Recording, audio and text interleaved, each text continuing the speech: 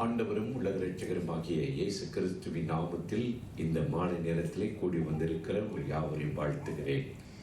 I greet you in the name of our Lord and Savior Jesus Christ who has gathered together in this evening. என் நாமத்தை பிரஸ்தாபப்படுத்தும் எந்த இடத்திலும் நான் வந்து உங்களை ஆசீர்வதிப்பேன் என்று நம்முடைய தேவன் சொல்லியிருக்கிறார்.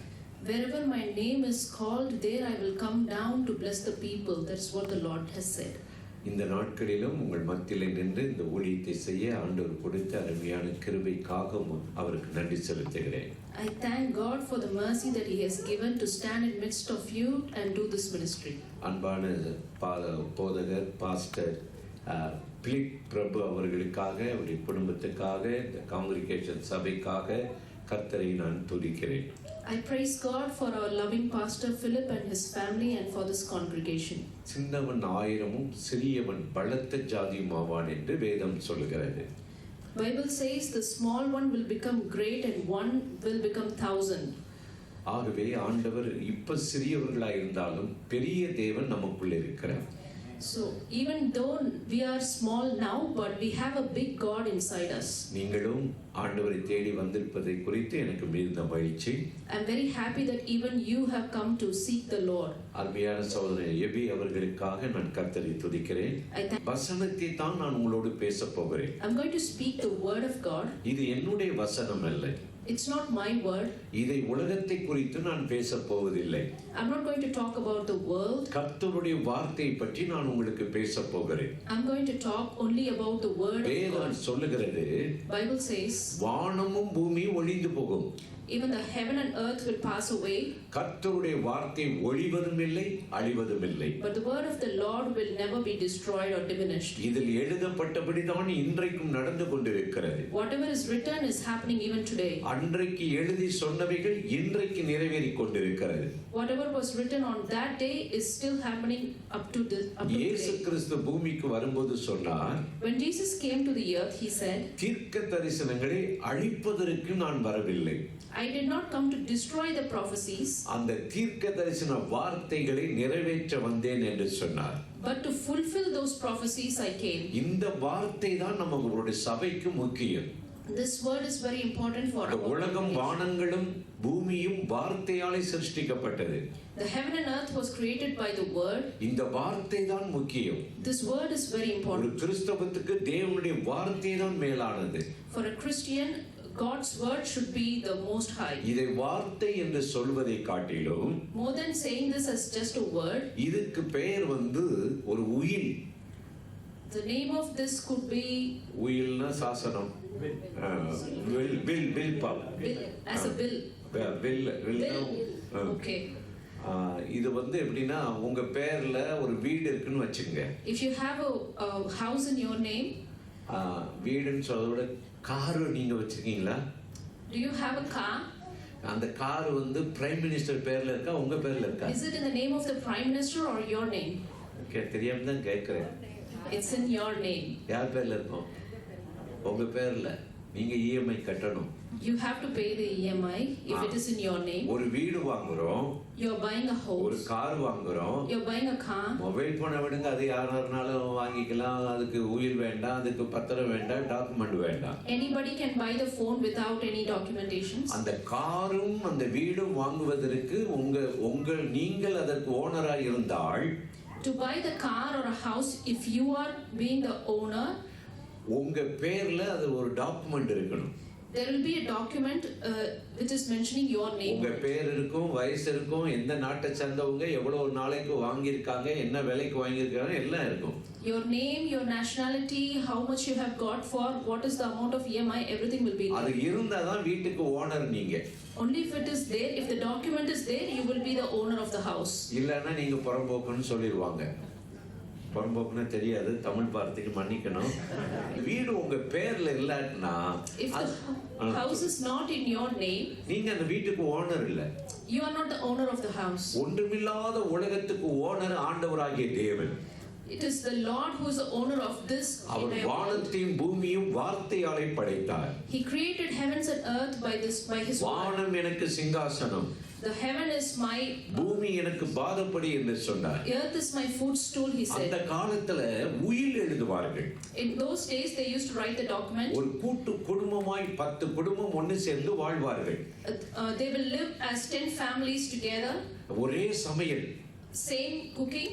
ஒரே வீட்டுக்குள் தான் இருப்பார்கள். They will live in a same house. அன்பாய் பழகுவார்கள்.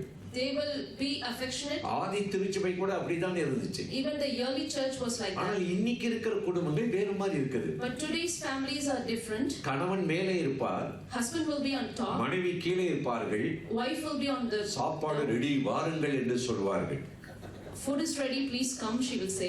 ஆமா, ஏன்னா அவர்கள் ஒரு வீட்டுக்குள்ள இருந்தாலும் Because even though they live in a same house, அன்பில்லாமல் இருப்பார்கள், they will not have love. உறவில்லாமல் இருப்பார்கள். They will not have any relation. உன்னுடைய வியூ ஆஃப் மைண்ட் வேற, உன்னுடைய நினைவுகள் வேற, Your thoughts will be different. என்னுடைய நினைவுகள் வேற.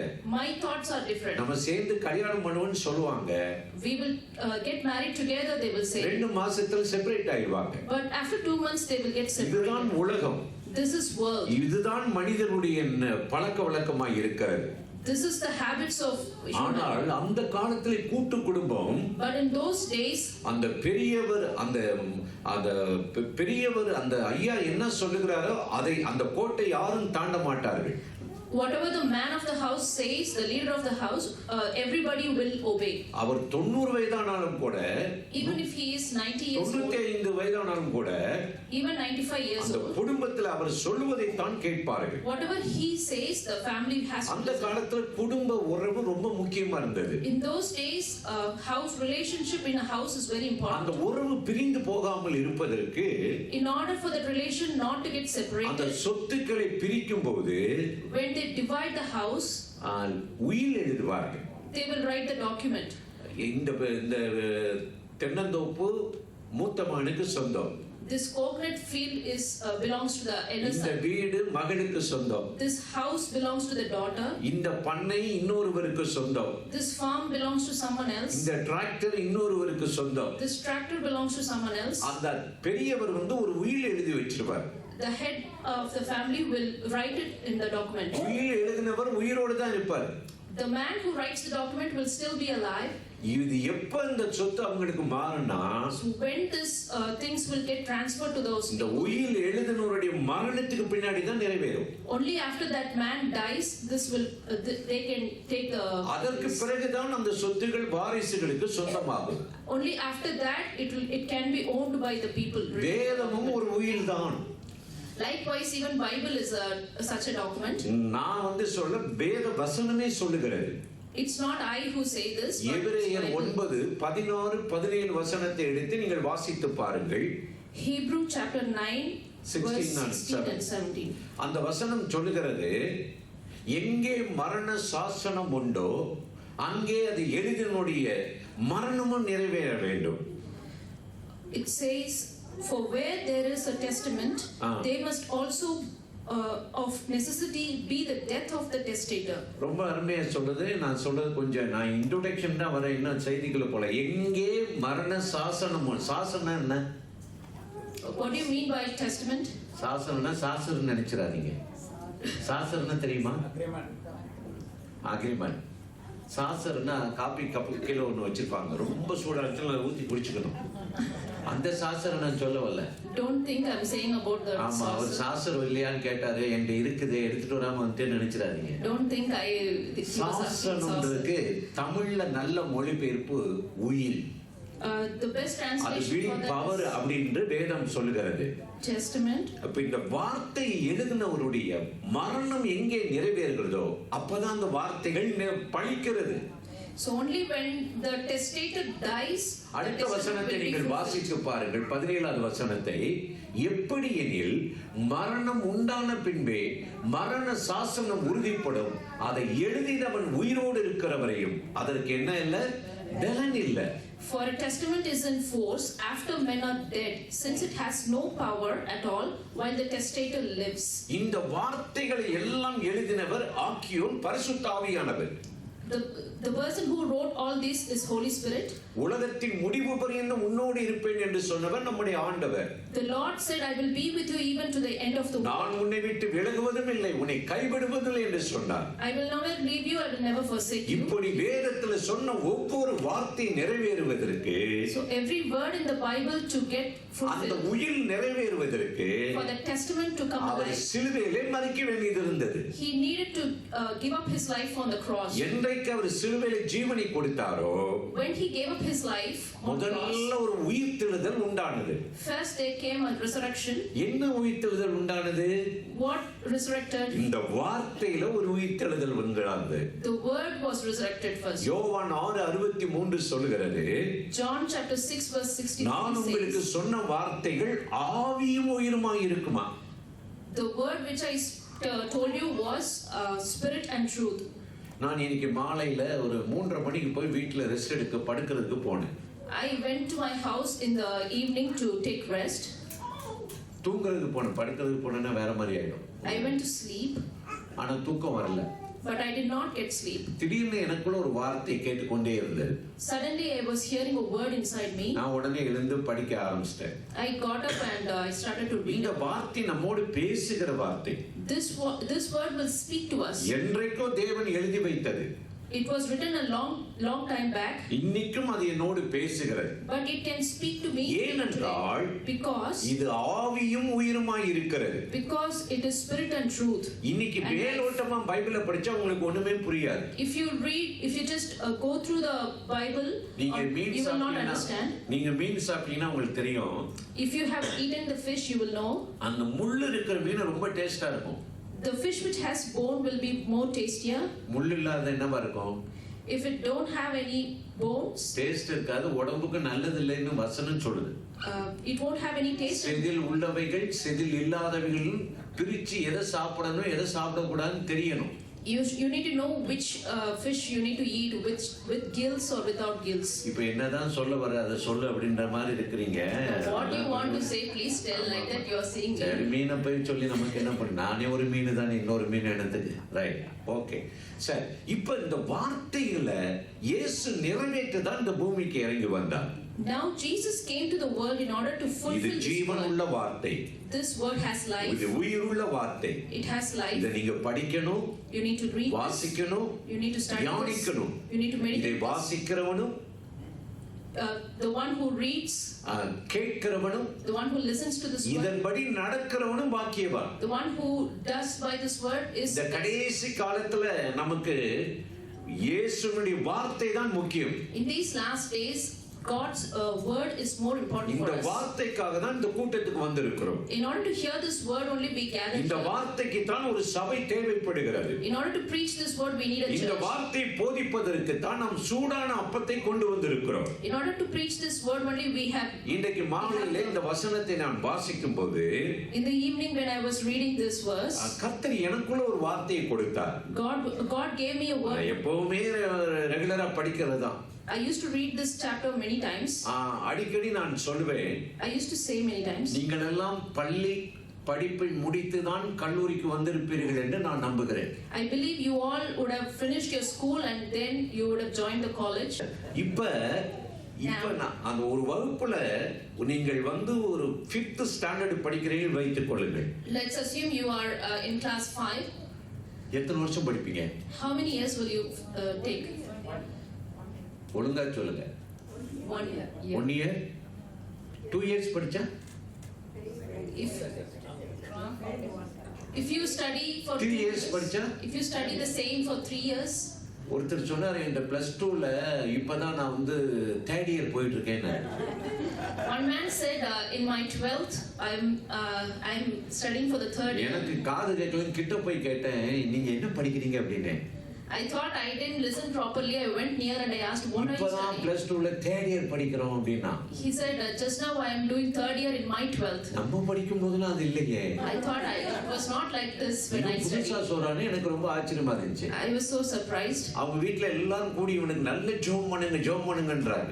Everybody gathered in his family and asked me to ஆண்டவரே, pray. இன்னொரு 5 வருஷம் இவனை +2 படிக்கணும், நான் ஜெபம் பண்ணல. I didn't pray the Lord to make him study the same for படிக்காம 5 இருக்கிற years. மண்டாரி இருக்கிறான், ஞானத்தை கொடுங்க ஆண்டவரேன்னு சொன்னேன். எப்படியும் பாஸ் பண்ணிட்டான், இப்ப அவனும் ஊழியம் செய்றார். He somehow passed and he is doing ministry now. இது ஞானிகளை பேதைகளை ஞானியாக்கும் இந்த வசனம். This word will enlighten the fool to be a wise man. இதை என்னைக்குமே நம்ம படிச்சுட்டு இருக்கலாம். We can keep studying this ஒரு all the time. கல்லூரியில நீங்கள் ஒரு இன்ஜினியர் படிச்சா 4 வருஷம் தான் படிக்க முடியும். You can study an engineering for only 4 ஒரு years. மெடிக்கல்ல நீங்க போய் டாக்டர் படிச்சீங்கன்னா 6 வருஷம் படிக்கலாம். You can study medical for 6 அப்புறம் years. எல்லாம் மறந்து போயிடும். After that you'll forget ஆனா everything. இது ஒவ்வொரு நாள் நம்மள அப்டேட் பண்ணும். But every day this word will update us. ஒவ்வொரு நாள் நமக்கு இதை படிக்கிற ஆசிரியர் பரிசுத்த ஆவியானவர். Because the teacher of this word is Holy Spirit. இந்த வேத வசனம் தான் நமக்கு முக்கியம். This word is very important for us. இந்த வசனத்தை கேட்கிறவனும் பார்க்கிறவனும் படிக்கிறவனும் அதன்படி நடக்கிறவனும் பாக்கியவான். Those who listen to it, read it and does by the word, he is blessed. இன்னைக்கு இங்க இருக்கிற எல்லா சபைகளையும் Today all the churches here, அந்த ஸ்டாண்டர்ட்ல இல்லாதபடி ஒரு ப்ரமோஷனுக்குள்ள ஒரு எக்ஸாம் வைக்கணும் தான் நான் ஊழியம் பண்றேன். I want to set a standard for the church today to be rooted in the word. That is my ministry.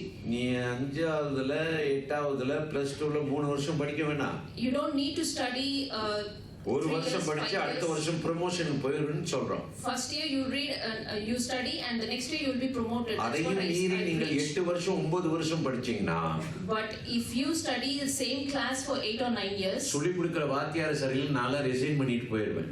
it means the teacher is not good and the teacher should இந்த resign. வேலையா எனக்கு வேணாம், I don't need this job. இந்த ஊழியம் எனக்கு வேண்டாம், I don't need this ministry. வாழ்ந்தால் இயேசுவை போல் வாழணும், We need to live as Christ. ஜெபித்தால் இயேசுவை போல் ஜெபிக்கணும், We need to pray just like ஊழியம் Jesus. பண்ணினால் இயேசு செய்தவர்களை நானும் செய்ய வேண்டும். If I do ministry, I need to do what Jesus did. அதற்குத்தான் கர்த்தர் நமக்கு ஊழியங்களை கொடுத்திருக்கிறார். That's why God has given us அதற்குத்தான் ministry. சபைகள் இருக்கிறது. That's why churches are அதற்குத்தான் அப்போஸ்தலர்கள் இருக்கிறார்கள். That's why apostles are அதற்குத்தான் தீர்க்கதரிசிகள் இருக்கிறார்கள். That's why prophets are அதற்குத்தான் மெய்ப்பர்கள் இருக்கிறார்கள். That's why shepherds are there. அந்த ஊழியத்தை ஆண்டவர் நமக்கு இந்த பூமியிலே செய்வதற்கு ஒரு பாக்கியத்தை கொடுத்திருக்கிறார். Such ministry God has given us an opportunity to take சரி, part. நான் வேகமாய் வார்த்தைக்குள்ளே போகட்டும். Let's go fast inside the இன்னைக்கு word. கர்த்தர் என்னோட உங்களை பத்தி உங்ககிட்ட என்ன பேச சொன்னார் தெரியுமா? What God asked me to speak to you. உங்களோடு பேசுறதுக்கு கர்த்தர் என்ன தூங்க விடாம சில வார்த்தையை கொடுத்தார். God didn't let me sleep in order to deliver the message I need to before you. என்ன பேசலாமா? Can I speak? அதுக்கு முடியுதாண்ணா? வீட்டுல சண்டை வரும்போது இப்படி தலையாட்டிங்கன்னா ரொம்ப நல்லா இருக்கும். சவுண்டே இல்லையா? டென்ஷனான கணவன் குவைட் ஆயிடுவார். இதோ அடிமை வார்த்தையின்படி ஆகட்டும். எப்படி இருக்கு பாருங்க. இங்க சர்ச்சில் வந்தாதான் இந்த மாதிரி இந்த பூனையும் பால் குடிக்குமான்ற மாதிரிலாம் இருக்கும். இது என்ன வார்த்தைன்னே தெரியல. பைபிள் இல்லாதெல்லாம் நிறைய பேசுறேன்னு நினைச்சிடாதீங்க. ஆமா ஆமா ரைட். ரொம்ப குவைட்டானவங்க நீங்க. You're so quiet like a cat sitting in the church. உலகத்துல எந்த ஏர்போர்ட்டாவது 11 மணிக்கு மூடுறாங்களா? Is there any airport? Sydney ஏர்போர்ட்டை மூடிடுவாங்க. ஏனால் அவர்கள் உறக்கத்தை நாங்கள் கெடுத்து விடக்கூடாது. காலையில 6 மணி வரையும் நாங்கள் உறங்குவோம். விமான சத்தம் வந்தால் உங்கள் அரசாங்கத்தை நாங்கள் சூ பண்ணி விடுவோம். என்னையா இது நாட்டுல? நானும் ஒரு முறை மாட்டி முடிச்சேன். நீ முதல்ல ஃப்ளைட்ல ஏத்திட்டாங்க. வில்ஃபார்ம்ல இருந்து அங்கே 8:30 மணிக்கு ஏறினது இங்கே 10 மணிக்கு வரணுமா? வரல. திருப்பி என்னை கொண்டு போய் ஒரு ஹோட்டலில் தங்க வச்சுட்டான். அவன் பாஸ்போர்ட்டை கூட இதுன்னு. அடுத்த நாள் எப்போ ஃப்ளைட் போகும்? போனால் போகும், போகட்டும் போகாது. இது என்னையா நாடு? நல்ல நாடு. தூங்குறதுக்கும் அமைதியாய் வாழ்வதற்கும் அமைதியான நாடு. யாரும் தூக்கத்தையும் கெடுத்து விடக்கூடாது. 24/7 இங்கே கிடையாது. மன்னிச்சுக்கணும், இங்கிலீஷ்ல சொல்ல முடியாது. Very good very good. ரொம்ப சந்தோஷம். அப்படிதான் இருக்கணும். அதுக்கு டெலீட் பண்ணிடுறேன்.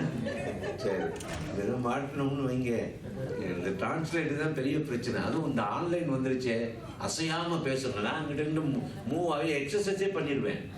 2 கிலோமீட்டர் நடந்துருவேன் இந்த பிரசங்கம் பண்ணும்போது. இப்போ என்னையும் போட்டு இந்த கேமரால நிறுத்தி இந்த பக்கம் போகாதே, வலப்பக்கம் சாயாதே, இடப்பக்கம் சரி போகுது. இப்போ இன்னைக்கு கர்த்தர் என்னோடு பேசின சில வார்த்தையை தான் ரொம்ப சுருக்கமாய் சொல்ல போகிறேன். I'm going to shorten the message which God asked me to deliver to இதை you. கேட்கிற நீங்கள் பாக்கியவான்கள். You are blessed to hear என்ன this. வார்த்தை ஆண்டவர் சொன்னார் தெரியுமா? You know what word God gave me? வாசியுங்கள். Let's read. The book of Jeremiah chapter 1 verse 10. எரேமியா 1ஆம் அதிகாரம் 10வது வசனத்தை எடுத்து வாசியுங்கள். எடுத்தீங்களா? பார், எல்லாரும் சொல்லுங்க. பார், பிடுங்கவும், இடிக்கவும், அழிக்கவும், கவிழ்க்கவும், கட்டவும், நாட்டவும் உன்னை நான் இன்றைய தினம் ஜாதிகளின் மேலும் ராஜ்யங்களின் மேலும் ஏற்படுத்தினேன் என்று கர்த்தர் என்னுடனே சொன்னார். See, I have this day set you over the nations and over the kingdoms, to root out and to pull down, to destroy and to throw down, to build and to plant. மிக அருமையான ஒரு வசனம். It's a beautiful verse. எரேமியாவை ஆண்டவர் ஒரு தீர்க்கதரிசியாக அழைத்திருக்கிறார். God has called Jeremiah as a prophet. அருமையான ஒரு தீர்க்கதரிசி. He is a good prophet. அவர் தீர்க்கதரிசனம் சொன்ன அத்தனை பூமியிலே நிறைவேறினது. Whatever he prophesied, everything happened. எத்தனையோ ராஜாக்கள் வாழ்ந்த காலத்திலே அவர் தீர்க்கதரிசியாக இருந்திருக்கிறார். He lived among in a era தாயின் வயிற்றில் இருக்கும் போதே, when he was in his mother's womb, உலக தோற்றத்துக்கு முன்பே, before the creation of the கர்த்தர் world, அவரை ஒரு ஊழியக்காரர் தீர்க்கதரிசியை தெரிந்து கொண்டார். Lord had appointed him as a prophet. எவ்வளவு பெரிய ஆச்சரியம் இல்ல?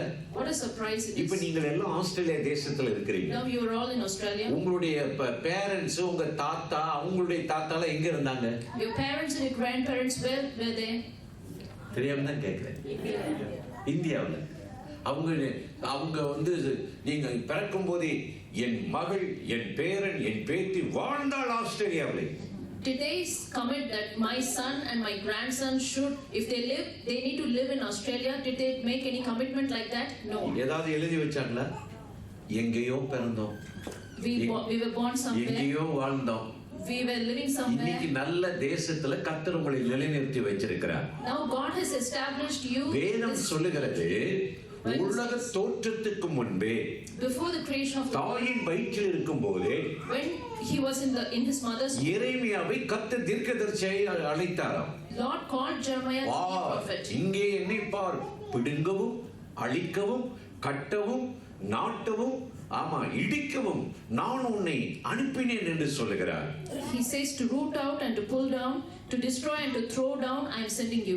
இன்னைக்கு ஒரே ஒரு வார்த்தையை தான் நான் சுருக்கமாக உங்களோடு பேச போகிறேன். Today I am going to share one word. கட்டுவதற்கு கர்த்தர் நம்மை அழைத்திருக்கிறார். God has called us to build. கட்டணும் நம்ம. We need to build. இன்னைக்கு உலகத்தின் தேவன் நல்ல உலகமாய் சிருஷ்டித்தார். God created this world as a good world. நல்ல அருமையான உலகமாய் இருந்தது. A good, beautiful world it was. அது அழகானதாய் இருந்தது. It was so beautiful. சூரியன் அதன் வேலையை செய்தது. Sun was சந்திரன் அதன் வேலையை செய்தது. Sun was doing his work and moon was doing his work. ஆனால் மனிதர்கள் தான் கர்த்தர் சொன்ன வேலையை செய்யவில்லை. But only humans did not do the work which God has அவர்கள் commanded. இடிக்கப்பட்டு போனார்கள். Humans were destroyed. அவர்கள் நொறுக்கப்பட்டு போனார்கள். Humans were thrown down. தேவன் இந்த உலகத்தை படைத்து ஆதாம் ஏவாளுடைய கையிலே கொடுத்தார். God created this world and handed over to Adam. நல்ல உலகம். Good world. அங்கே ராக்காலம் கிடையாது. There was no night. அங்கே மரணம் இல்லை. There was no death. அங்கே வியாதி இல்லை. There was no disease. அந்த மனிதனுக்குள்ள சரீரமும் இல்லை. In that man there was no அவன் flesh. மகிமையிலே நிறைந்து வாழ்ந்திருந்தான். He was filled with the glory of God அந்த himself. உலகத்தை தேவன் அவர்கள் கையிலே கொடுத்தார். That world was given to them. ஆதியாகமம் 1-2-3 வசனம் சொல்லுகிறது. If you read Genesis chapter 1, ஆதியிலே தேவன் வானத்தையும் பூமியையும் படைத்தார். God created heavens and earth. ஒளி உண்டாகட்டுனாரு. He said let there be light. ஆனால் அடுத்த வசனம் சொல்லுகிறது, But next word says அந்த நல்ல உலகத்தை that good world இவர்கள் நொறுக்கி விட்டார்கள். these men destroyed. மூணாவது வசனம் சொல்லுகிறது, Third verse says பூமியானது ஒழுங்கின்மையும் வெறுமையுமாய் இருந்தது. earth was without form and void. அந்த உலகம் கெட்டு போயிடுச்சு. That world was பிசாசு destroyed. அதை நொறுக்கி வைத்து விட்டான். Satan had தேவன் destroyed it. வந்து கொடுத்த அந்த நல்ல உலகத்தை உடைச்சு வச்சிட்டான். Whatever good world God had created, Satan destroyed it. நாங்கள் ஊழியத்துக்கு கார்ல வெகு தூரம் பிரயாணம் பண்ணி போவோம். We used to travel in car for a long distance for our ministry. என்கிட்ட ஒரு டிரைவர் இருந்தான். I had a driver. அவன் ஓட்டுறதே தூக்கம் வராது. When he drives, I will not get sleep. ஏன்னா ரோட்ல நிறைய ஹைவே ரோட்ல எருமைகள் வரும். Because there used to be many buffaloes in the highways. நாய்கள் குறுக்கே வரும். Dogs will run in between. இதை விட மனிதர்கள் சர்வசம் நின்று வர தெரியாதோன்னு போவார்கள். More than that, humans will cross. ஒரு முறை நாங்கள் பெங்களூர்ல மீட்டிங் முடிச்சு மதுரைக்கு வந்து கொண்டிருக்கிறோம். Once we were returning from Bangalore to Madurai after ஒரு meeting. மலையில வண்டி ஏறி வேகமா இறங்கி கொண்டிருக்கிறது. Our car was coming down from a hill fast. நான் சொன்னேன் 1/2 கிலோமீட்டர் அங்கிட்டே நான் ரோட்ல பார்க்கும்போது நிறைய எருமைகள் ரோட்ல கிராஸ் பண்ணுகிறது. Beforehand I saw there were so many buffaloes crossing the road. இவன் அதெல்லாம் ஒண்ணு இல்ல நான் ஓட்டிடுவேன் அப்படின்னா. But the driver didn't listen to me. He said அதே ஸ்பீட குறைக்கவே இல்ல. he didn't reduce the speed. அது போய் கொண்டிருந்த அந்த எருமை அப்படியே ரோட்ல நின்னுச்சு. போயிட்டு ரோட்ல கிராஸ் பண்ண எருமை அப்படியே நின்னுச்சு. The buffaloes which were crossing the road, it just stood still. Vincent Raja வரவே இருக்கு அது ரோட்ல நின்றுருக்கு. அப்ப நான் சொல்றேன் ஸ்லோ பண்ணுன்னு சொல்றேன். I said my driver to slow down. அவன் பண்ணவே இல்ல. But he never slowed down. நல்ல ஒரு இது காண்டஸா கார் அது. It was a Contoso car. கப்பல் மாதிரி இருக்கும். It used to be like a ship. போய் கடைசில அந்த எருமையில கொண்டு மோதிட்டான். He went and dashed on the buffaloes. அந்த பேனட் எல்லாம் நெரிஞ்சிருச்சு. That bonnet was destroyed. எனக்கு ரொம்ப மனசு கஷ்டமாயிடுச்சு. நான் சொல்லிக்கிட்டே இருந்தேன்ல. I was so sad. Slow பண்ணுன்னு சொன்னேன்ல. I told the driver, I asked him நீ to slow பிரேக் down. போடுன்னு சொன்னேன்ல. I told you to put. சரி இறங்கி அந்த ஹெட்லைட்லாம் உடைஞ்சிருச்சு. The headlights were broken. அந்த எருமைக்கு ஒரு அடி விழுகல. Nothing happened to the buffalo. அது பாட்டுக்கு என்ன அப்படியும் இப்படியும் பார்த்துச்சு. It was seeing me this way and that way. அது வழியே போயிடுச்சு. It went off. எங்க காருக்கு லைட் உடைஞ்சு போச்சு. But our car was destroyed. Bonnet போயிடுச்சு. The bonnet and the light ரொம்ப was கஷ்டமாயி போச்சு. broken. I was so sad. இப்படித்தான் நல்ல காரு, Such wise, நல்ல வீடு, a good car, a good நல்ல house, குடும்பம், a good family, நல்ல ஐக்கியம், a good, நல்ல வேலை, a good work, நல்ல வாழ்க்கையை விட்டுட்டு good life. மனுஷன் எங்கேயாவது போய் எருமையில மோதிடுறான். Man is running out from all this goodness and damage ஆயிடுறான். dashing into a buffalo and gets damaged. இப்ப எனக்கு ஒத்து வரலன்றான். Now it's not working out, he says. கல்யாணம் பண்ணி எங்க ஊர்ல அரசியல்வாதி இப்போ ஒருத்தன் எலெக்ஷன்ல நின்று ஜெயிக்க போறேன்னு சொல்றாரு. One politician. இப்ப மனைவி நாட் ஒர்த்துன்றாரு. யாராவது அந்த கட்சிக்காரர்கள் இருந்தா என்ன மன்னிக்கணும். Not worth. அவனுக்கு 20 வயசுல பிள்ளைகள் இருக்குது. இப்ப பாருங்க குடும்பம் பொல்லாத உலகம். கடவுள் கொடுத்த நல்ல குடும்பத்தை வைத்து வாழ தெரியாதவர்கள் கோர்ட்ல கேஸ் போடுறது. நீ உன்னை நம்பி நான் வாழணும் அவசியம் இல்லை, எனக்கு சம்பாதிக்க தெரியும், எனக்கு வீடு கட்ட தெரியும். பொல்லாத ஒரு உலகம். பிசாசு குடும்பங்களை இடித்து உடைத்து வைத்திருக்கிறான். The world is so wicked, the Satan is destroying each family. The husband and wife are separated. They say, I can manage myself. பிடுங்கவும் இடிக்கவும் நான் அவன் பிசாசு டேமேஜ் பண்ணி வச்சிருந்தாலும் கர்த்தர் அதை கட்டுவதற்கு தான் நம்மை இங்கு கொண்டு வந்திருக்கிறார். But the Lord has brought us here in order to build such families. நீ கட்டப்படுவாய். You will be built. உன் குடும்பம் கட்டப்படும். Your family will be உன் built. சமாதானம் பெரிதாய் இருக்கும். Your peace உன் will be. சரீரம் உயிர்ப்பிக்கப்படும். Your body will be. பலவீனனும் பலவானாய் மாறுவான். The weak will become strong. ஆண்டவர் அதற்குத்தான் நமக்கு இந்த ஊழியங்களை கொடுத்திருக்கிறார். In order to accomplish this, God has ஒவ்வொரு சபையும் கட்டப்படணும். every church should be built. ஒவ்வொரு சபைகளை எழுப்புதல் வரணும். Every church should have a revival. நம்ம பாடல்ல யாரையும் கட்ட முடியாது.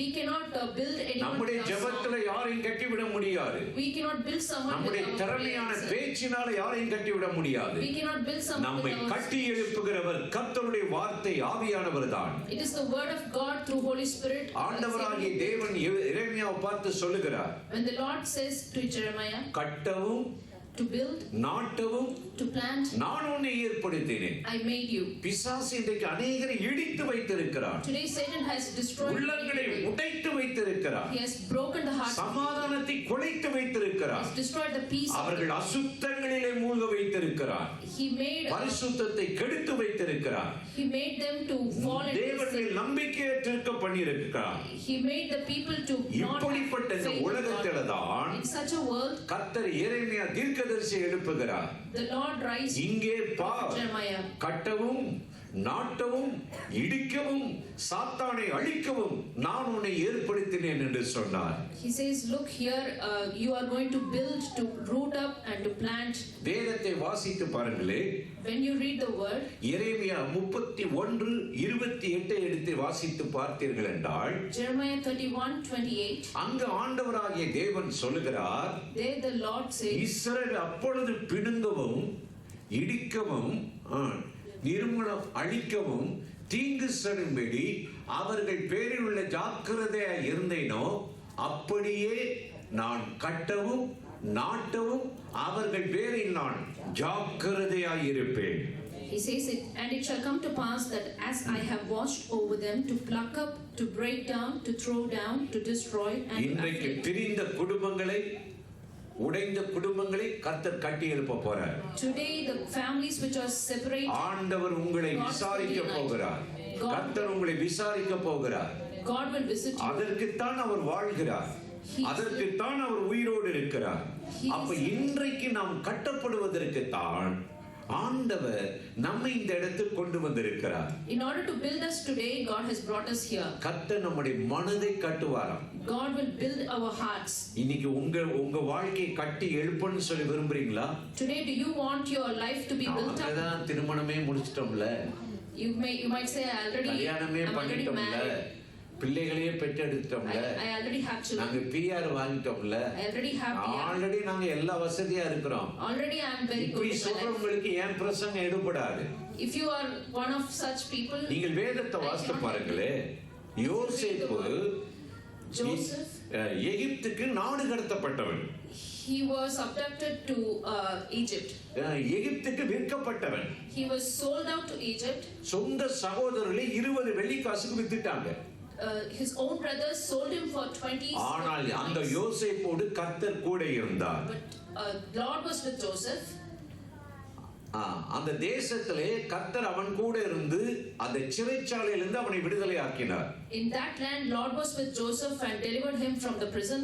அப்படி விடுதலை ஆக்கின உடனே After that, அவனை கர்த்தர் ஞானத்தின் ஆவியால் நிரப்பினார். He filled Joseph with the spirit of wisdom. நல்லா நீங்க கவனிச்சு பாத்தீங்கன்னா, If you watch carefully, அதுக்கு முன்னாடி எகிப்து முழுவதும் உடைஞ்சு கிடந்துச்சு. before that Egypt was broken. ஜனங்களுக்குள்ள உணவு பற்றாக்குறை இருந்துச்சு. People did not have food. தேவ நம்பிக்கையற்று இருந்தார்கள். They did not have any faith in ஆனால் God. கர்த்தர் யோசேப்பை அந்த தேசத்துக்கு கொண்டு உடனே, But when Lord brought Joseph there, சிறைச்சாலையிலிருந்து விடுதலையாக்கின உடனே, when he delivered him out of prison, பார்வோனுக்கு சொப்பனத்துக்கு அர்த்தத்தை சொன்ன உடனே, after he gave the meaning for the மங்களமான வார்த்தைகள், good words, தேவனுடைய வார்த்தையை சொன்ன உடனே, after he said God's word to Pharaoh, பார்வோனுடைய குடும்பம் முதல்ல கட்டப்பட்டது. the family of Pharaoh was built first. முழு எகிப்து தேசத்திலும் சமாதானம் நிலவியது. The entire Egypt had peace. தீமையோ பாவமும் நெருங்க முடியாதபடி அவன் ஆண்டு கொண்டிருந்தான். Badness and sin was not there. வேதம் சொல்லுகிறது, Bible says, சங்கீதம் 105:21 எடுத்து நீங்கள் வாசித்து பாருங்கள். Psalms chapter 105 verse 21. அந்த வசனம் சொல்லுகிறது, That verse says, தன் பிரபுக்களை அவன் மனதின்படி கட்டவும் தன் மூப்பர்களை ஞானிகளாக்கவும் கர்த்தர் யோசேப்பை ஏற்படுத்தினார். வாசிங்க, நீங்களே வாசிங்க. அவங்க தான் வாசிக்கணும்ல, எல்லாரும் வாயை தந்து வாசிக்கணும். வாசிங்க பாப்போம். தன் பிரபுக்களை எல்லாரும் சொல்லுங்க. அவன் மனதின்படி. யார் மனதின்படி? பார்வோனுடைய மனதின்படி இல்ல, யோசேப்பின் தேவனுடைய மனதின்படி கட்டவும் தன் மூப்பர்கள் ஞானிகளாக்கவும் கர்த்தர் அவனை கட்டுகிறவனாக எழுப்பினார். God made him to build the people there. இன்னைக்கு உடைஞ்சு கிடக்கிற உங்க வாழ்க்கையை தேவன் கட்டி எழுப்புவார். Today Lord will build the சபைகளை கட்டி எழுப்ப போறார். He will build the ஊழியர்களை churches. கட்டி எழுப்ப போறாரு. He will build the அணைஞ்சு ministries. புகஞ்சிட்டு இருக்கிற விளக்கெல்லாம் என்ன ஊத்த போறாரு. He's going. தீர்க்கதரிசிகளை கர்த்தர் எழுப்ப போறாரு. He will raise அப்போஸ்தலர்களை எழுப்ப போறாரு. He will raise சுவிசேஷகரை எழுப்ப போறாரு. He will raise சபைகள் பழுக போகிறது, பெருக போகிறது. பிழைக்க வந்த தேசத்துல, அந்நிய தேசத்திலிருந்து இந்த தேசத்துல பிஆர் வாங்கி, சிட்டிசன் வாங்கி, நீங்கள் வந்திருக்கிற உங்களை கொண்ட இந்த தேசத்தை ஆண்டவர் கட்டி எழுப்ப அவரால் முடியும். Through you, God will build this nation. அல்லேலூயா. சொல்லுங்க அல்லேலூயா. இவ்வளவு பெரிய ஊழியத்தை ஆண்டவர் முக வச்சுக்கும்போது எனக்கு ஒண்ணு இல்ல, அது இல்ல, வீடு இல்ல, அது இல்ல, கார் இல்ல, அந்த வீடு இல்ல, பொண்ணு கிடைக்கல, அது கிடைக்கலன்னா உன்ன மாதிரி கோமாளி உலகத்துல யாரும் கிடையாது. நம்மளை நம்பி ஒரு எகிப்து தேசம், ஒரு பார்வோன் அவர்கள் மனதை, பிரபுக்களை, ராஜாக்களை நம்முடைய மனதின்படி கட்டவும், ஒரு எழுப்புதல் வரவும் நாங்கள் இப்ப இந்தியாவில் பாடுபடுகிறோம். ராஜ்யம் கர்த்தருடையது, தெற்கத்திய வெள்ளங்களை திருப்பது போல திருப்புவார். அப்ப அந்த பார்வோனுடைய இருதயத்தையும் அரண்மனையையும் எகிப்து தேசம் முழுவதையும் அவன் விரும்புகிறபடி கட்டி தானியம் வழங்குவதற்கு கர்த்தர் யோசேப்பை ஒரு ஞானத்தின் ஆவியால் நிரப்பியிருந்தார். God filled Joseph in order to build the Pharaoh and the entire land of Egypt according to his heart's desire. இன்றைக்கு அதே தேவன் உங்களையும் ஒரு யோசேப்பால் மாற்ற போகிறார். Today God is going to make you and as the Joseph. உங்களை கொண்டு பிரிந்த குடும்பங்களை இணைக்க போறார். Through you God will join the families. உங்கள் ஜெபத்தை வைத்து ஆண்டவர் இடிந்த வாழ்க்கையை கட்டி எழுப்ப போகிறார். Through your prayer God will build. அதுக்கு தாங்க நம்ம ஊழியம் பண்றோம், அதுக்கு தான் ஊழியம் பண்றோம், that is the reason we அதுக்கு தான் பாட்டு பாடுறோம், அதுக்கு தான் சபை இருக்கிறோம், அதுக்கு தான் மிஷனரிகள் வேணும், அதுக்கு தான் சுவிசேஷங்கள் வேணும். That's why we need evangelists. கட்டவும் நாட்டவும் உன்னை அழைத்தேன்றார். To build and to plant I call. இடிக்க வேண்டியதை இடிக்கணும். You need to destroy what சாத்தானுடைய வல்லமையை இடிச்சிரணும். You need to destroy the power of கள்ள sin. உறவுகள் துண்டிக்கப்படணும். The unwanted relationship should be ஆண்டவர் அதைத்தானே எரேமியாட்ட சொல்றாரு. That's what Lord is speaking. நீங்கள் வேதத்தை வாசித்து பாருங்களே. If you read the Bible, இயேசு கிறிஸ்துவை கைது செய்வதற்கு முன்னாடி சொல்றாங்க, before they captured Jesus, அவர் கைது செய்வதற்கு ஒரு குற்றமும் ஒரு இடத்துல பிலாத்து காண முடியல. Pilate was not able to find even a single error in Jesus. கடைசில சொல்றாங்க, in the end he says, இந்த ஆலயத்தை இடித்து விடுங்கள், 3 நாளில் கட்டி எழுப்புவேன்னு சொல்றார். He says, you destroy this temple and I will rebuild it in 3 days. இந்த உலகத்தை கட்டி எழுப்ப தேவனுக்கு ஒரு நிமிஷம் போதும். In order to rebuild this entire world, just 1 minute. நிறைய யுத்தங்கள் நடக்குது. Many wars are going on. வியாதிகள் பெருகுகிறது. Many diseases are expanding. இன்னைக்கு நம்ம சபை பெருகுது, நிறைய பிராஞ்சா போகுதுன்னு சொல்றீங்கல்ல. Today we say our churches are expanding into many different branches. ஏன் இவ்வளவு சபைகள் உடையுது? Why many churches are still being broken? நமக்கு 1000 கேள்வி வரும். We might get thousands of questions. இதெல்லாம் கேள்வி வரத்தான் செய்யும். It will come. அத பத்தி நமக்கு என்ன? But we don't have to worry about that. மருத்துவமனை எவ்வளவு பிராஞ்ச் பெருகிட்டு இருக்கு. இப்ப நான் இங்க வந்தபோது நிறைய முன்னாடி 2021ல இவ்வளவு மருத்துவமனை கிடையாது. கொரோனா வந்து மருத்துவத்தை நிறைய தொழில முன்னேற்றி விட்டுருச்சு. The hospitals are expanding with many branches after corona. அதுக்கு கியூ அப்பாயின்மெண்ட் வாங்கி 6 மாசம் காத்திருக்கணுமா? You need to wait for up to 6 months in order to make a visit. எங்க ஊர்ல 2 லட்சம் ரூபாய் கட்டினா காலையில கட்டினா ராத்திரிக்கு அறுத்து எல்லாம் தச்சு நாளைக்கு நடக்க விட்டுருவான். ஆமா, இது என்னடா இது அதிசயமா இருக்கு. ஏனென்றால் மருத்துவ டிமாண்ட் இங்கே ஆள் இல்லை, மருத்துவமனை பெருகுகிறது, வியாதி பெருகுகிறது. அப்ப நான் கேட்கிறேன், ஆத்மா பாவத்திலே மறித்து செத்து கொண்டிருக்கிறதே, ஊழியர்கள் எழும்ப வேண்டாமா? சபைகள் பெருக வேண்டாமா? இதுல நீயா நானா அப்படின்னு இருந்தா என்ன கிறிஸ்தவ வாழ்க்கை இது? அப்ப ஆண்டவர் நம்மை கட்டுவதற்கு தான் ரட்சித்து அபிஷேகித்து ஒரு ஊழியத்தை நம்முடைய கையிலே கொடுத்திருக்கிறார். God has saved us. He has anointed us in order to build this nation and build others. ஆகவே தான் இயேசு சொல்லுகிறார், இந்த ஆலயத்தை இடித்து விடுங்கள், 3 நாளில் எழுப்புவேன்றார். That's why Jesus says, you destroy this temple. இன்னைக்கு 3 நாளெல்லாம் வேண்டாம், ஒரு நிமிஷத்துல லாசரை உயிரோடு எழுப்பினார். He resurrected Lazarus in just a minute. இன்றைக்கு அந்த தேவன் உங்களை கட்டுகிற ஒரு ஊழியத்தை கொடுத்து ஆசீர்வதிக்க போகிறார். Today God is going to give you a ministry where வேதத்தை தொடர்ந்து வாசித்து பாருங்கள். When we continue to read இந்த the word, ஊழியம் செய்யறவங்க ரொம்ப கேர்ஃபுல்லா செய்யணும். whoever is doing the ministry, they should be so careful. பாடணும், பேசணும் அப்படின்னு நம்ம ஆகாயத்துல சிலம்பம் பண்ணக்கூடாது. You should not fly in the sky. அமெரிக்கால ஒரு பிரசங்கியார் இருந்தார். There was a preacher in America. நம்ம இப்ப ஆஸ்திரேலியால இருக்கோம். Now we are in Australia. அந்த அமெரிக்கால ஒரு பிரசங்கியாரு சிங்கத்தின் வால் கையிலே வச்சுக்கிட்டு இருந்தாராம். That preacher used to carry lion's tail in his hand. நான் சிங்கத்தை கொன்னுட்டேனே சொல்லி பிரசங்கம் பண்ணுவார். He used to say, I killed this lion. ஒரு நாள் இன்னொரு ஆலயத்துல போய் அவர் பிரசங்கிக்கும் போது When he went to a church to ஒரு preach, சின்ன பையன் எந்திரிச்சு கேட்டானா, a small boy arose and சிங்கம் asked வால் him, கையில இருக்கு, the tail is here, தலையை காணாமே. but where is the head? அப்போ சொன்னாரு அவரு, Then the preacher said, தலை யாரையோ சுட்டு அது தலையை காணா, நான் வாளை மட்டும் பத்திரமா வச்சிருக்கேன். somebody had shot the head and went away. I just chopped the இன்னைக்கு tail சாத்தானின் and I... தலையை நசுக்குனவர் நமக்குள்ள இருக்காரு. But today we have the Lord who trampled அந்த வாளை the head நம்ம of கையில Satan. கொடுத்திருக்கிறாரு. சமாதானத்தின் தேவன் சாத்தானை உங்கள் காரியத்தில் நசுக்கி போடுவார். ரோமர் 16:20 வேத வசனம் சொல்லுது. அப்ப இன்றைக்கு சாத்தான் இடிக்கிறவைகளை கட்டி நம்ம இன்னைக்கு குடும்பங்களை தேவ அன்புக்குள்ள கட்டணும். சரி, போகட்டும். எப்படி கட்டுவது? How to build? பவுல் சொல்லுகிறார் 1 கொரிந்தியர் 3:10 வசனத்தை நீங்கள் எடுத்து வாசித்து பாருங்களேன். 1 கொரிந்தியர் 3:10 வேகமா எடுங்கள், வாசிக்க கேட்போம். அந்த வசனத்தில் சொல்லுகிறது வேதம் அருமையா சொல்லுகிறது.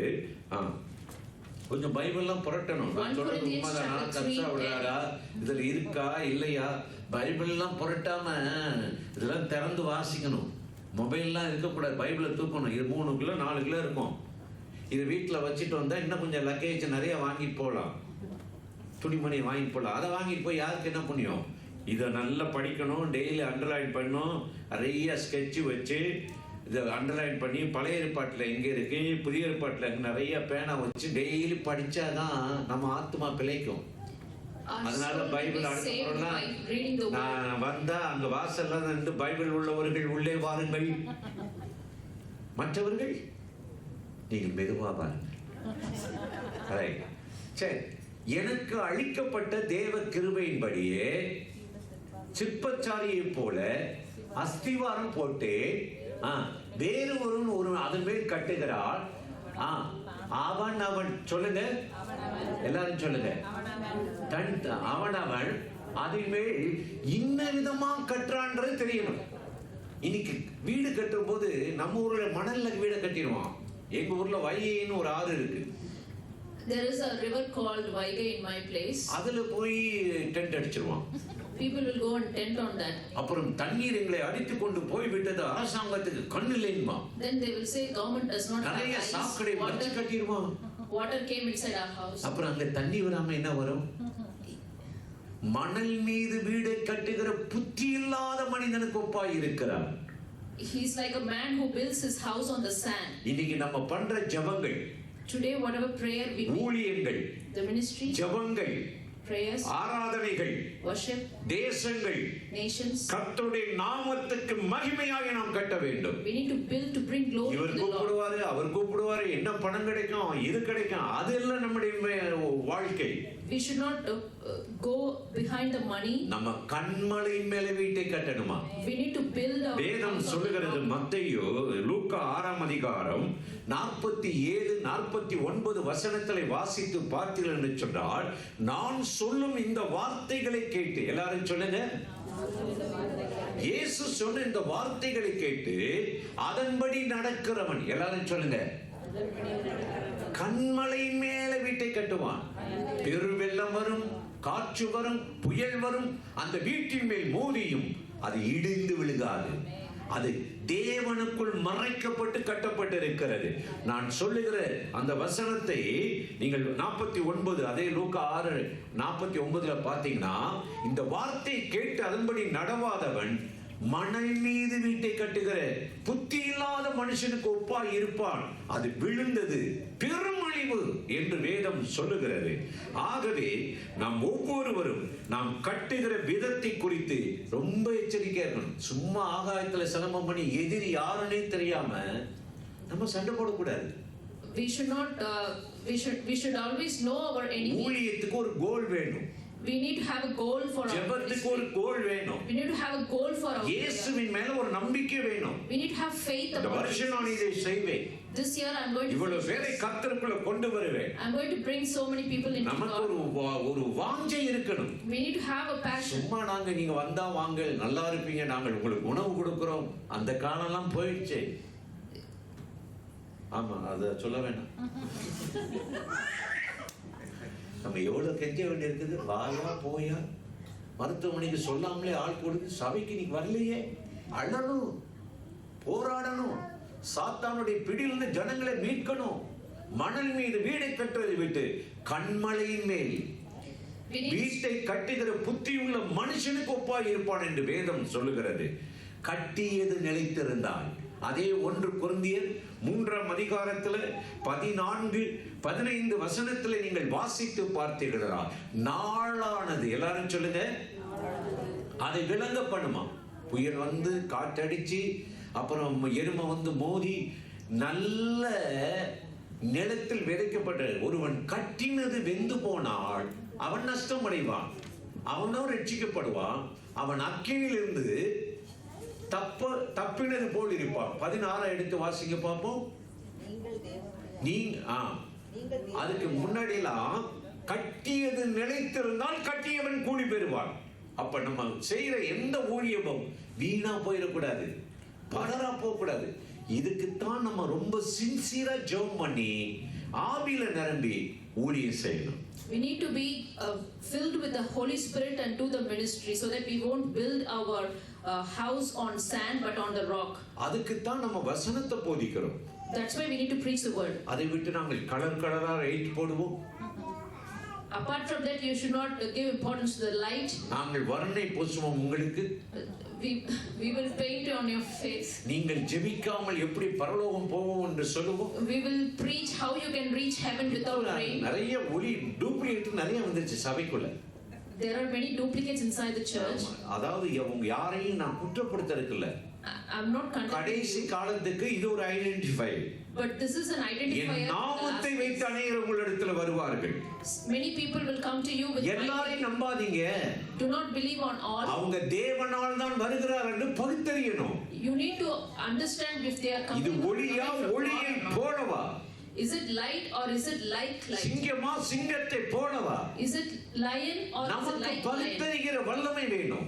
We need to have the spirit of discernment. இப்ப யாரும் பிசாசு நாமத்தெல்லாம் சொல்லி வர மாட்டாங்க. Nobody will come to you with the name of Satan. இப்ப வர பிசாசுலாம் வெள்ளையுமா தான் வருது. ஆமா, ஆட மாட்டேங்குது. அந்த காலத்துல நாங்களாம் பார்த்தோம்னா பயங்கரமா கத்தும், ஆடும். போக மாட்டேன், முட்டை பிரியாணி வேணும் ஒண்ணும். இப்ப இருக்கிறதெல்லாம் உன்னையும் தெரியும், உங்க அப்பாவையும் தெரியும். நான் 40 வருஷம் இந்த அம்மாவோட இருந்துட்டேன். இப்ப போச்சோன்னா நான் எங்கதான் போய் வின்சென்ட் ராஜா உனக்கு ஒரு ஈவு இறக்கமே கேக்குது. நானே அசந்துட்டேன். அட என்னையா இது? நம்ம இதெல்லாம் இருக்க உலகத்துல நீங்க இந்த வசனத்துல கட்டப்படின யாரையும் குற்றப்படுத்தி சொல்லல. நாட்கள் பொல்லாதவைகள், வஞ்சிக்கிற ஆவிகள் கிளம்பிருச்சு, சபையை பாழாக்குற ஆவிகள், சவுளின் ஆவிகள் இறங்கிருச்சு. நம்ம இந்த நாட்கள்ல கண்மலையின் மேல் கட்டப்படணும், வசனத்தினால கட்டப்படணும், வெளிச்சத்திலே கட்டப்படணும், ஆவியானவரால் கட்டப்படணும். அதற்குத்தான் ஆண்டவர் எரேமியா பார்த்து சொல்றார், இங்கே பார், பிடுங்கவும் அழிக்கவும் கட்டவும் நாட்டவும் உன்னை அழைத்திருக்கிறேன் என்று சொல்லுகிறார். We need to be careful in these last days. There are many spirit of deception, like spirit of Saul. So we need to be very prayerful in order to identify which is true and which is false, so that we will be able to build our house on the rock and not on the sand. நம்ம கற்றது நிலைத்திருக்கணும். Whatever we build should endure. கர்த்தருக்குள் உங்கள் பிரயாசம் விருதாவா போக கூடாது. Your work in Lord should not be wasted. எனக்கெல்லாம் தெரியும் ஆஸ்திரேலியால கர்த்தருடைய எழுப்புதல் கொண்டு வருவார். I know the Lord is going to bring a revival in Australia. யாரை கொண்டு வருவார் தெரியுமா? Through whom you know? யோசேப்புகளை வைத்து தான் கொண்டு வருவார். Through Josephs. நீங்கள் இப்ப மனிதர்களை பாருங்களே. Look on the humans. ஆதியாகமம் 11 போய் வீட்ல வாசிங்க. You can read Genesis 11 and ஒரே மொழி, same language, ஒரே மதம், same one nation. One nation. இப்ப எல்லாம் அப்படிதான் வரப்போகுது. நீங்க ஆஸ்திரேலியா டாலரையும் தூக்க வேண்டாம், இந்தியா ரூபீஸையும் தூக்க வேண்டாம், ஆமா US டாலர் உங்களுக்கு வேண்டாம். நெத்தியில பூரா முத்திர குத்த போறாங்க. ஜிப்பு பொருத்த போறாங்க. அது பாட்டு கேட்டு திறந்துடும். ஆமா, கண்ணுல ரேகை, துபாய்க்கு போனா இங்க கையில ரேகை, நிறைய இருக்கு. இப்ப இனிமே ஒன் நேஷன் அப்படிதான் வரப்போகுது. அப்ப அந்த ஒன் நேஷன் எப்போ வந்துச்சுன்னா, ஆதியாகமம் 11 பார்த்தீங்கன்னா, நமக்கு பெயர் புகழ் உண்டாக்க, எல்லாரும் சொல்லுங்க, நம்ம சேர்ந்து ஒரு நகரத்தை கட்டுவோம், ஒரே நாடு ஒரே தேசம், நமக்கு பேர் புகழ் உண்டாக்க. எல்லாரும் சொல்லுங்க. நம்ம இந்தியன்ஸுங்க, ஆஸ்திரேலியன்ஸுங்க, நம்ம எல்லாம் சேர்ந்து நமக்கு பேர் புகழ் உண்டாக்க ஒரு பாபேல் கோபுரம், எல்லாரும் சொல்லுங்க, கட்டுவோம். நாம் கட்டின மகா பாபிலோன். நேபுகாத்நேச்சர் சொல்றான், ஈரான் அதிபர் சொல்றான், நாங்கள் வல்லரசாகும். ஆகு ஜனங்கள் இல்லாம நீ எப்படி ராஜ்யமாக போகுது? நாங்கள் வல்லரசாகும். இந்த பெருமைக்குரியவர்களா விழுந்து போனவங்களை இதுதான் பேசுவாங்க. நமக்கு பேர் உண்டாக்க. வாசியுங்கள், ஜெனசிஸ் ஆதியாகமம் 11ஆம் அதிகாரம் 4-5 வசனத்தை வாசியுங்கள். பின்பு அவர்கள் நாம் பூமியிலே சிதறி போகாதபடிக்கு நமக்கு ஒரு நகரத்தை வானளவா, எல்லாரும் சொல்லுங்க, சிகரம் உள்ளதாக ஒரு கோபுரத்தை கட்டி நமக்கு பேர் புகழ் உண்டாக்க கூடுவோம். நீங்க சபையில கூட அப்படி வந்துச்சுல, நம்ம சபை தான் பெருசா இருக்கணும். Today, even in church, we can see the same attitude where they say, like it is written here, let us make a name for ourselves, lest we be scattered abroad. எக்யூப்மெண்ட்ஸ்லாம் எந்த சபையில இல்லாத நாங்க வாங்கிடுவோம். We will buy all the equipments for our church, which is not everywhere. வீடு பழைய வீடாயிருச்சு, The house has become car old, பழசாயிருச்சு, the car has become புதுசா old. மாத்திட்டே இருக்கும். We will keep on changing it. என்ன வேதனை, இருதயம் பழசாதான் இருக்கும். But the heart will still be old. இத மாறாம நீங்க எதை போட்டு மாத்தி ஒரு பிரயோஜனம் இல்ல. If the heart is still old, இவங்க இப்படிதான் பாபேல் கோபுரத்தை கட்டுறாங்க. நமக்கு பேர் உண்டாக்குவோம், நம்ம வானத்துக்கு பறந்து போவோம், நம்ம தெய்வங்களை போல இருப்போம்னு சொல்லி அவங்க கட்டுனாங்க. They built this Tower of Babel to exalt themselves. ஆண்டவர் மெதுவா இறங்கி வந்தாரா? But the Lord கட்டுகிறதை பார்க்க தேவன் இறங்கி வந்தார். But the Lord came down to see the city and the tower. வசனம் சொல்லுது, 5வது வசனம், மனுபுத்திரரை கட்டுகிறதை, நகரத்தை கோபுரத்தை பார்ப்பதற்கு கர்த்தர் என்ன செஞ்சாரா? என்னடா இது, ஒரே யூனிட்டியா இருக்காங்களே, ஆஹா எல்லாரும் தமிழர்களா இருக்கார்களே பார்த்தாரு. அன்னைக்கு பாசியை தாறுமாறாக்கிட்டார். உள்ள வர்றவரையும் எல்லாம் ஒரு மனமா இருக்கான். முடிஞ்சு போனா ஆளக்கானா, அவன் வெட்டுறான், குத்துவேன்றான், நான் இந்தியன், நாங்கள் வந்து ஆப்பிரிக்கன், நாங்கள் ஈரோனிஸ், சிதறடிச்சிட்டார். The Lord scattered them all. உடைஞ்சு போயிட்டாங்க. They were all broken and destroyed. Babylon கோபுரம் தரைமட்டமானது. The Tower of Babel was destroyed. சிதறி போனவங்களை ஒன்னு சேர்க்க தான் இயேசு இந்த பூமிக்கு இறங்கி வந்தார். Lord Jesus came down. வேலி விட்டு அறையிலே சிதறி போன அந்த பாசையை பரலோக பாசையால் நிரப்பி ஒரே மனம், ஒரே ஆவியை கர்த்தர் கொண்டு வந்தார். By the tongues, God brought the same language. இப்படித்தான் ஆண்டவர் ராஜ்யத்தை கட்டுகிறார். Likewise, God is building the kingdom. அதற்கு தான் இந்த ஊழியத்தை கர்த்தர் ஏற்படுத்தி இருக்கிறார். It is for that purpose அதற்கு God தான் created. சபைகளை ஏற்படுத்தி இருக்கிறார். அதற்கு தான் நான் உங்கள் மத்தியிலே ஊழியம் செய்ய வந்திருக்கிறேன்.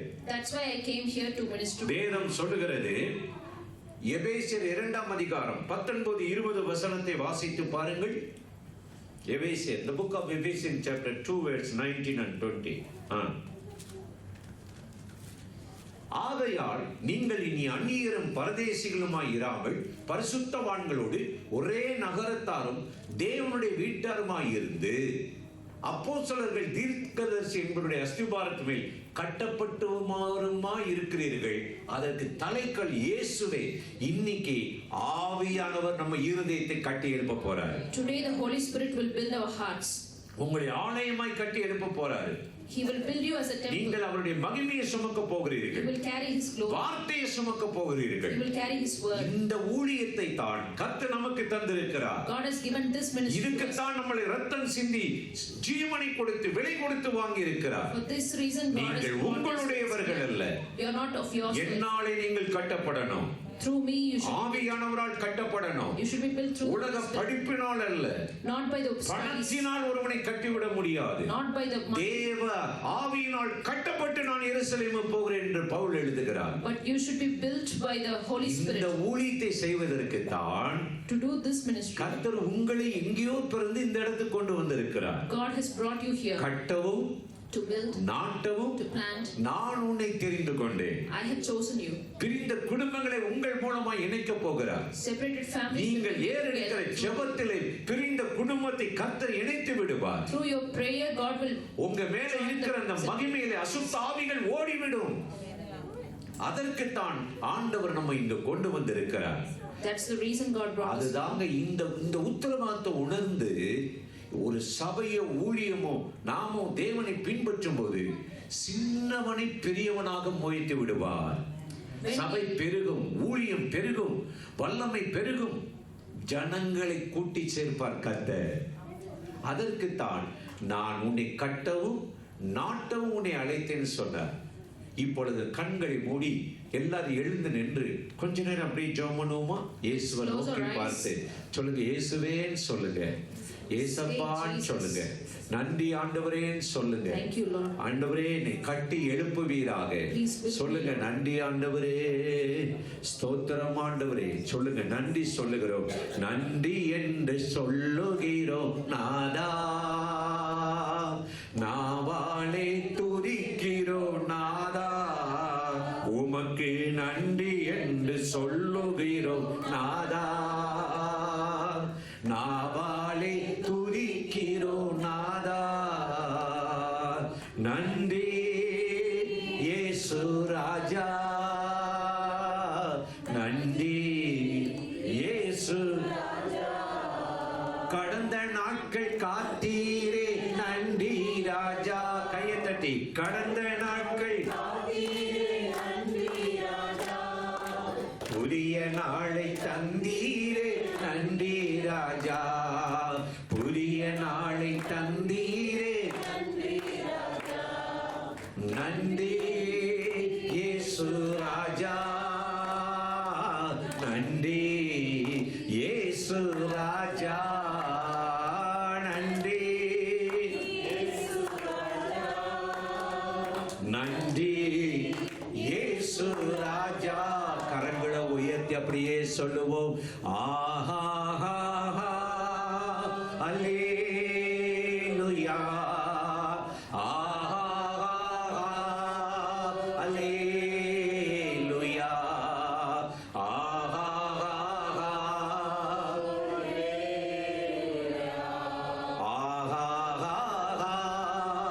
அல்லேலூயா,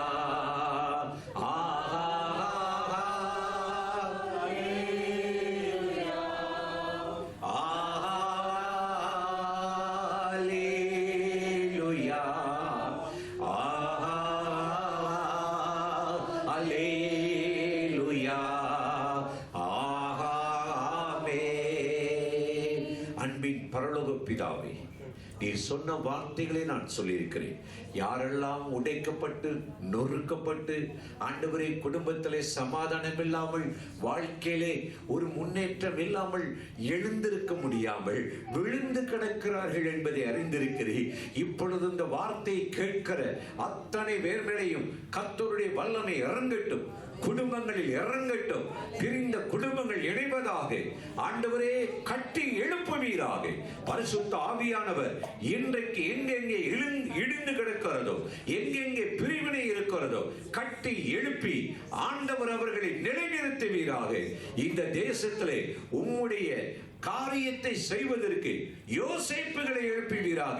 விற்கப்பட்ட அடிமையாய் போன அந்த யோசேப்பை அவன் மனதின்படி பார்வோனையும் அந்த தேசத்தை கட்டி எழுப்பவும் நட்சத்திரமாய் பயன்படுத்தினீரே. இன்றைக்கு ஒவ்வொரு சபைகளும் ஊழியங்களும் எங்கள் தேசத்தில் பிரகாசிக்கட்டும். கர்த்தர் ஆசீர்வதிப்பீராக. இந்த சபையை நடத்துகிற அன்பு சகோதரன் பிலிப் பிரபுவை, குடும்பத்தை, ஊழியங்களையும் கர்த்தர் ஆசீர்வதிப்பீராக. நாங்கள் ஒருமித்து இந்த தேசத்தை ஆண்டவரே அந்நிய பிழைக்க வந்த இந்த தேசத்தை கர்த்தருடைய வார்த்தைகளை கட்டுவதற்கு எங்களுக்கு அனுகூலமான கதவுகள் திறக்கப்படுவதாக. இந்த நாளில் இந்த ஜெபத்திலே ஆராதனையிலே பங்கெடுத்த ஒவ்வொருவருக்கும் ஒரு அற்புதம் நடக்கட்டும். அடைக்கப்பட்ட வழிகள் திறக்கப்படட்டும். தோல்விகள் ஜெயமாய் மாறட்டும். எழுப்புதல் வருவதாக. தேவனுடைய திட்டங்களை தரிசனங்களையும் எங்களை கொண்டே கர்த்தர் நிறைவேற்றுவீராக. ஆசீர்வதியும்.